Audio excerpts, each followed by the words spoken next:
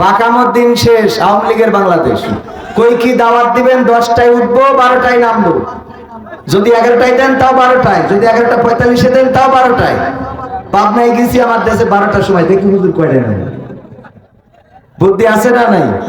তো এই জন্য আমি যত বুদ্ধি করি, কমিটি তার থেকেও বেশি বুদ্ধিমান। নির্বাচিত করাই লাগবে। সুতরাং আপনারাও ভোটের মাঠে যাবেন এবং কাউকে না কাউকে ভোট দিয়ে নির্বাচিত করবেন। খেয়াল করবেন কোরআনের পক্ষে কারা, ইসলামের পক্ষে কারা, কারা মুসলমানদের পক্ষে, আলেম ওলামার পক্ষে, কারা দ্বীনের পক্ষে সোচ্চার ছিল, কারা মসজিদ মাদ্রাসার পক্ষে কাজ করেছে। এই মানুষগুলো বাছাই করে নেবেন। যদি দেখেন আলেম ওলামার পিছনে কাটি মেরেছে, মসজিদের সাথে শত্রুতা করেছে, তাওহীদি জনতার সাথে বেঈমানি করেছে, সেইগুলোকে ছুঁড়ে ডাস্টবিনে ফেলে দিবেন। এই জাতীয় করে নেতা যেন নির্বাচিত না হতে পারে। আমরা সেই সকল নেতাদেরকে চাই যারা সত্যিকার অর্থে জনগণের জন্য কাজ করবে। ঠিক আছে তো? এটাই আমার প্রথম কথা। দুই পাশে দুইটা পুকুর বা খান, আপনাদের এখানে যে ঘের থাকে, ঘেরের মাঝখান দিয়ে রাস্তা, এই রাস্তায় ট্রাক ঢুকাইছে ধান নেওয়ার জন্য। ধান যখন লোড দিয়েছে, ওই রাস্তা দিয়ে আসতে যে মোটামুটি কাপাকাপি শুরু হয়ে গেছে যে না জানি কোন পুকুরে চলে যায়। হেল্পার রে কয় যাও সামনে যেতে, তুমি আমার ডিরেকশন দাও। হেল্পার কয় উস্তাদ ডানি রেখে, যে ডানি দেয় ডানির ঘেরের মধ্যে যায়। উস্তাদ বামে বামে বামে বামে, আবার বামের ঘেরের মধ্যে যায়। উস্তাদ ডানি ডানি ডানি, আবার ডানির মধ্যে। উস্তাদ বাই বাই বাই বাই, আবার বাইরের মধ্যে, এর মধ্যে। এইবার যখন মোটামুটি বলছে যে ডানি, মানে কোনো রাস্তা নেই, কয় ডানি রেখে বাই রেখে, ডানি রেখে বাই রেখে। ডানি বাই করতে করতে এক পুকুরের মধ্যে ঠিকই ট্রাক ঢুকে গেছে। এবার কয় যেমনে ভালো সেমনে রেখে। উস্তাদ যেমনে ভালো সেমনে রেখে, সেমনে বোঝেন তো, মানে যেই পাশ দিয়ে ভালো সেই পাশ দিয়ে রেখে যখন খানার মধ্যে চলে গেছে। আমরা আল্লাহর শুকরিয়া আদায় করছি যে মহান রব দয়া করে মায়া করে এই গরমের মধ্যে, প্রচন্ড গরম, যেই গরমে আজকে পর্যন্ত আমার মনে হয় হিট স্ট্রোক করে মারা গিয়েছে অন্তত 8 থেকে 10 জন মানুষ গোটা বাংলাদেশে। তার মধ্যে আমাদের চুয়াডাঙ্গায় মারা গিয়েছে, এমনকি ভ্যান চালক, রিক্সা চালকও হিট স্ট্রোকে মারা গেছে। কারণ এখন ভ্যানওয়ালারাও না খেয়েই থাকে না, গোস্ত খেয়ে খেয়েই তেল বেশি হয়ে গেছে। ঠিক না বে ঠিক? দেশে উন্নয়ন হয়েছে আলহামদুলিল্লাহ। তো এখন এই যে অবস্থার মধ্যে মোটামুটি স্ট্রোক করে মানুষ মারা যাচ্ছে, তাই না নজরুল ভাই? হ্যাঁ, স্ট্রোক করি মানে খাওয়া তো বেশি হয়ে গেছে, ঠাস ঠাস করে মরে যাচ্ছে। আল্লাহ কবুল করুন, বলেন আমিন। তো এই যে গরমে আপনাদের এখানে বসার তৌফিক দান করেছেন, আল্লাহ শুকরিয়া আদায় করার দরকার আছে না? সবাই জোরে বলছি আলহামদুলিল্লাহ। আল্লাহর শুকরিয়া আদায় করে কখনো শেষ করতে পারবো না। তিনি আমাদের যে নিয়ামত দিয়েছেন, আমাদের চেয়ারম্যানের পদপ্রার্থী, যারা চেয়ারম্যান পদপ্রার্থী দেখেন সব দিয়েছে, আমার সাংবাদিক ভাই আছেন, সব দিয়েছে, কিন্তু জবানটা যদি না দিত আজকে আপনাদের কাছে এসে ভোটটা চাইতে পারতো? বলেন চাইতে পারতো? সুতরাং ভোট চাওয়ার আগে শুকরিয়া আদায় করতে হবে কার?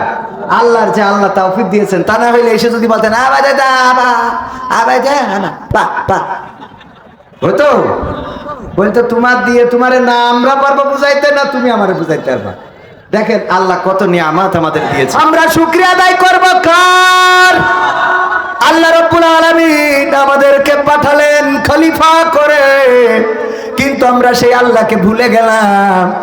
আল্লাহ রাব্বুল আলামিন নিজেও বলে দিয়েছেন সূরা বাকারার 28 নম্বর আয়াত, কাইফা তাকফুরুনা বিল্লাহি ওয়া কুনতুম আমওয়াতান ফাআহইয়াকুম সুম্মা ইউমীতুকুম সুম্মা ইউহয়ীকুম সুম্মা ইলাইহি তুরজাউন।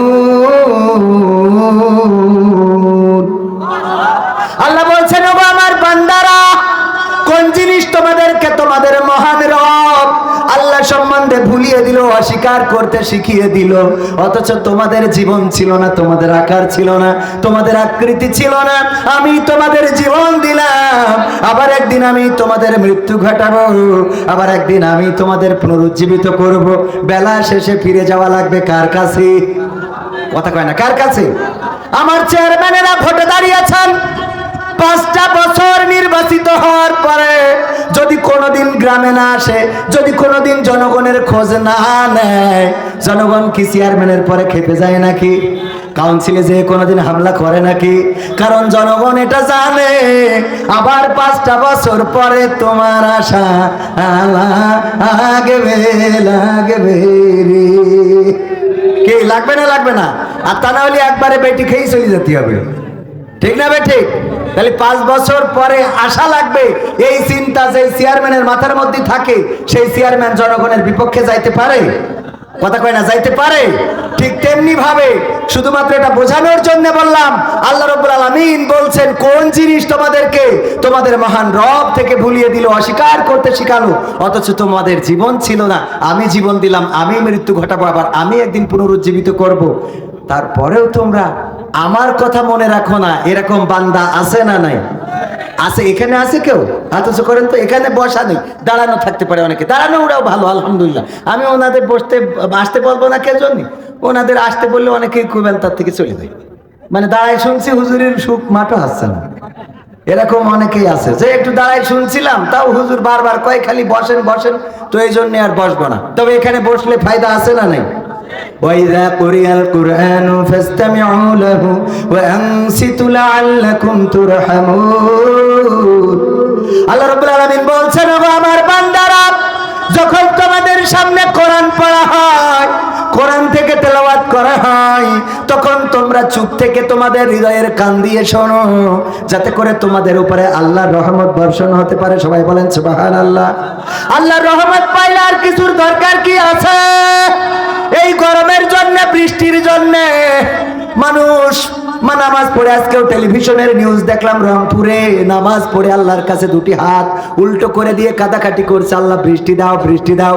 এই বৃষ্টির জন্য কেউ কি চেয়ারম্যানের কাছে যায়? কেউ কি এমপির কাছে যায়? কেউ মন্ত্রীর কাছে যায় না, প্রধানমন্ত্রীর কাছেও যায় না। কারণ জানে বৃষ্টি দেওয়ার ক্ষমতা প্রধানমন্ত্রীর নাই, বৃষ্টি দেওয়ার ক্ষমতা আমার নজরুল ভাইয়ের নাই, বৃষ্টি দেওয়ার ক্ষমতা কবির বিন সামাদের নাই, আমার সাংবাদিক আব্দুল জলিল ভাইয়েরও নাই। বৃষ্টি দেওয়ার ক্ষমতা কার কাছে? সুতরাং আমাদের যা কিছু চাওয়া, আজকের প্রার্থীরা যারা এসেছেন মানুষের কাছে, মানুষের দ্বারে যেতে হবে, এটা ঠিক আছে, কিন্তু সিজদায় পড়ে আল্লাহর কাছেও কাটাকাটি করা দরকার। আল্লাহর কাছে সিজদায় পড়ে যদি বলতে পারেন, আল্লাহ তুমি আজকের চেয়ারটা, মসনদটা আমাকে দিয়ে দাও, আমি তোমার পক্ষ নিয়ে কাজ করতে চাই। আল্লাহ যদি আপনার সিজদাটা কবুল করে, তাইলে ওই 313 জন যেমন বদরের প্রান্তরে লড়াই করে 1000 জনের বিরুদ্ধে বিজয় অর্জন করেছে, আপনার জনমত না থাকলেও ভোটের দিন দেখবেন ঠাস ঠাস করে পড়ে গেছে। ঠিক না বেঠে? আল্লাহ পক্ষে থাকলে তার কোনো ভয় নাই। এই যে আপনাদের কথা বলতেছি, কারণ আমরা যতই ভোট দিতে চাই, আল্লাহ পক্ষে না থাকলে বলো খেলা হবে না। ঠিক না বেঠে? আল্লাহ পক্ষে না থাকলে আপনি যাই বলেন, আল্লাহ পক্ষে থাকার দরকার আছে না নাই? আপনারা মনে করেন তাইলে কি জামাত ইসলাম বাদ দিয়ে আল্লাহ আওয়ামী লীগের পক্ষে? অবশ্যই পক্ষে না থাকলে মাননীয় প্রধানমন্ত্রী ক্ষমতা পায় নাই, কারণ ক্ষমতার চেয়ার দেন কে? দেয়ার মালিক কে? যদি আপনি না পেয়ে থাকেন, তাহলে বুঝে নেবেন আপনার কোনো ত্রুটি ছিল, আমাদের কোনো ত্রুটি আছে। তাইফের ময়দানে রাসূল সাল্লাল্লাহু আলাইহি সাল্লাম যখন আহত হয়েছেন, রক্ত ঝরেছে, জমিনে লেগে গেছে, তখন রক্তগুলো গায়ে মাখতেছেন আর আল্লাহর কাছে বলতেছেন, আল্লাহ হয়তো আমার দাওয়াত দেওয়ার পলিসিতে কোনো ভুল ছিল, এই জন্য ওরা আমার দাওয়াতটা বুঝতে পারে নাই, তুমি চড়াও হয়েও না এই তায়েফবাসীর উপরে, তুমি তাদেরকে ক্ষমা করে দাও। আল্লাহ রাসূল পর্যন্ত নিজেকে অন্যভাবে আল্লাহর কাছে উপস্থাপন করেছেন, বলেন সুবহানাল্লাহ। অথচ রাসূলের কি ভুল থাকে?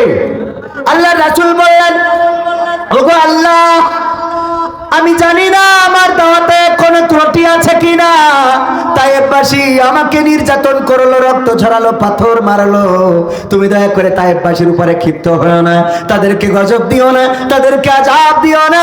ওগো আল্লাহ, তোমার কাছে ফরিয়াদ করি, তুমি আমার যোগ্যতা বাড়িয়ে দাও, আমার তৌফিক দাও, আবার দাওয়াত নিয়ে যাওয়ার তৌফিক দাও। ওগো আমার ভাইরা, এই জন্য আল্লাহর কাছে সাহায্য চাইতে হবে। আল্লাহকে যারা অভিভাবক মানে, তাদের কোনো ভয় নাই, তাদের কোনো দুশ্চিন্তা নাই, তাদের কোনো টেনশন নাই।